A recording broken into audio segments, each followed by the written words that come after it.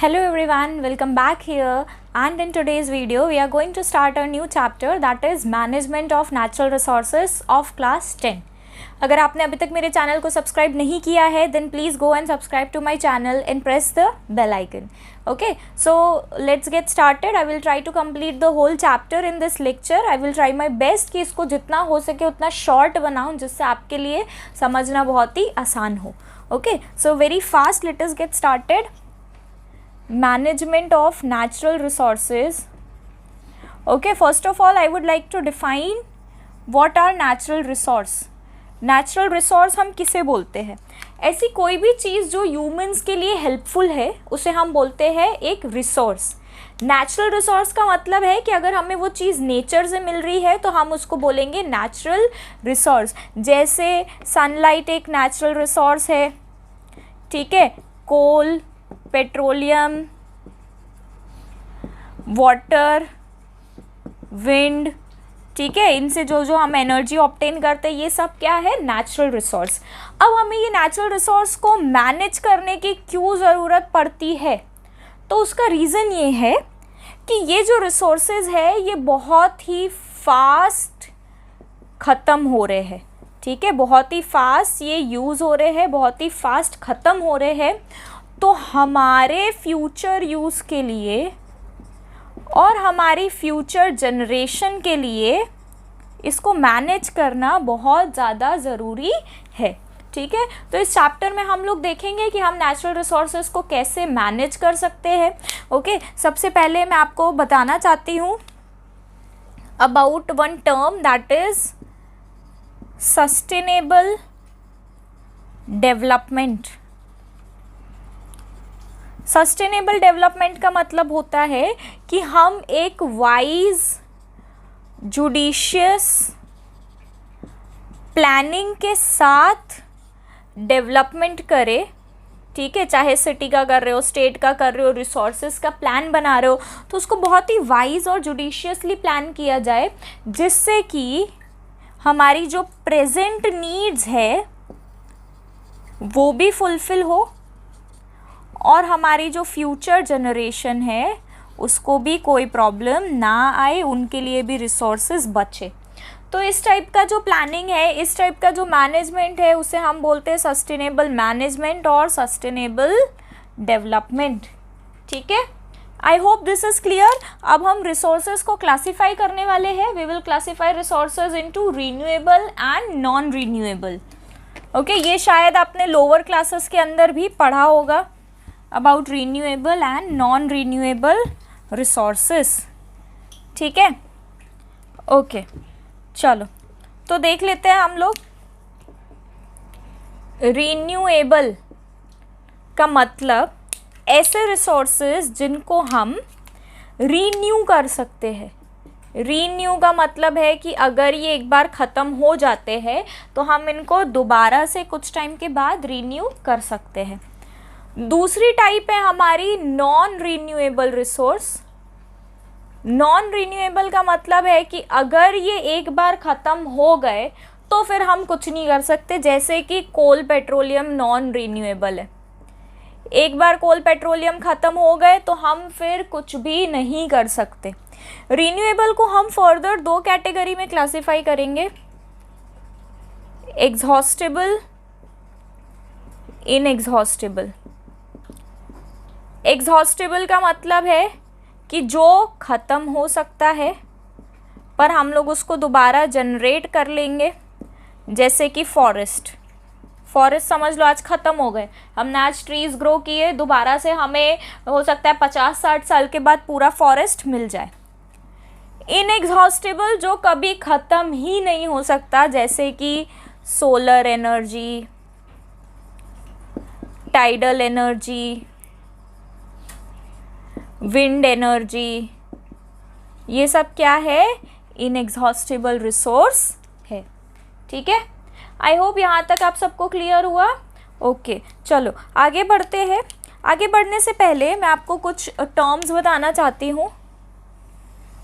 सबसे पहले मैं आपका ध्यान ले जाना चाहती हूँ टूवर्ड्स गंगा एक्शन प्लान,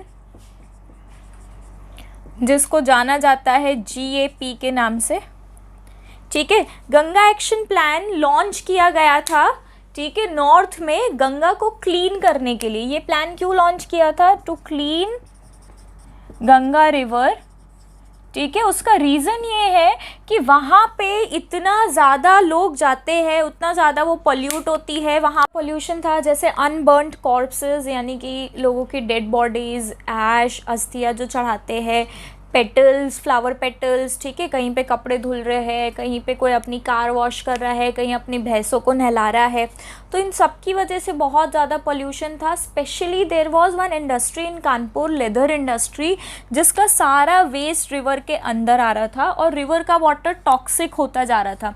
अंदर जितनी भी फ़िश थी, सारी फ़िश धीरे धीरे मरने लगी थी। तब गवर्नमेंट ने गंगा एक्शन प्लान लॉन्च किया। बट जब गवर्नमेंट ने रेस्ट्रिक्शंस लगाए लोगों पे कि आपको ये फेंकना नहीं है कूड़ा यहाँ पे, और चीज़ों के रेस्ट्रिक्शंस लगाए, तो लोगों ने वहाँ पे प्रोटेस्ट किया। उन्होंने बोला यहाँ हमारा राइट है, ये हमारी रिलीजियस होली रिवर है। तो गंगा एक्शन प्लान उतना ज़्यादा सक्सेसफुल नहीं हो पाया।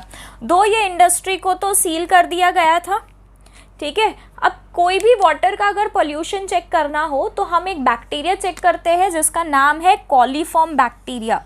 इसको ध्यान से सुन के याद रखना, क्या है? Coliform bacteria. ये बैक्टीरिया अगर कोई भी पानी के अंदर प्रेजेंट हो तो इसका मतलब है that water is not portable. इसका मतलब है वो पानी पीने लायक नहीं है, ठीक है। तो गंगा रिवर के अंदर जब ये बैक्टीरिया पाया गया था तो ये बहुत ही सीरियस कंसर्न बन गया था लोगों का।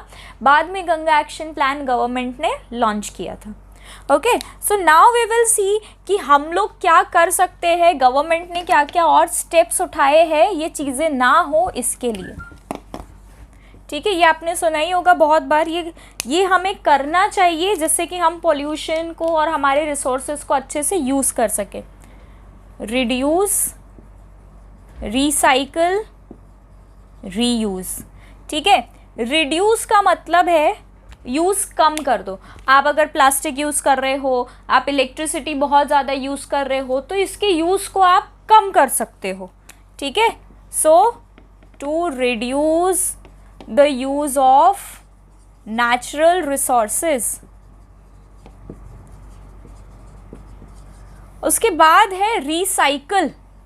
रिसाइकल का मतलब है दोबारा से उसको रिसाइकल करके कोई दूसरे प्रोडक्ट में कन्वर्ट करना। जैसे आपने देखा होगा ये जो पेपर्स है ये रिसाइकल होते हैं। आई विल एडवाइस कि हम जब भी नोटबुक्स खरीदें तो हम रिसाइकल्ड पेपर्स की ही नोटबुक खरीदें। इसके पेजेस आपको थोड़े डार्क दिखेंगे, पतले होंगे, but it is very much eco friendly. Papers recycle होता है, प्लास्टिक रिसाइकल होता है, टिन्स रिसाइकल होते हैं, ठीक है।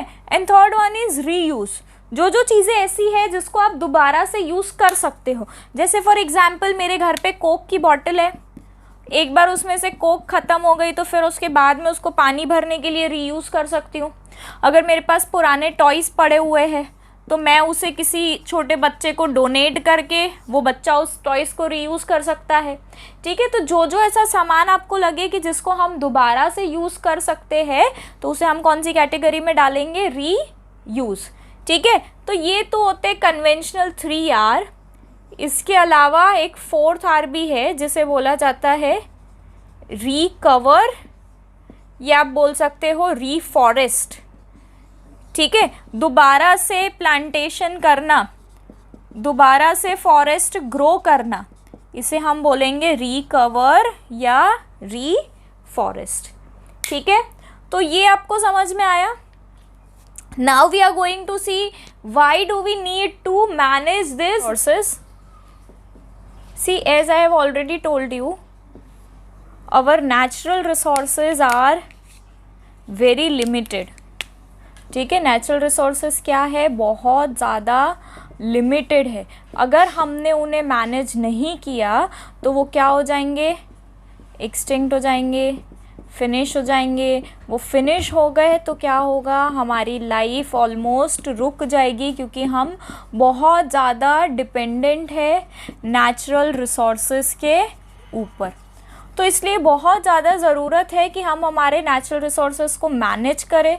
जैसा मैं आगे डिस्कस कर चुकी हूँ, हम कैसे मैनेज कर सकते हैं? We can manage through sustainable management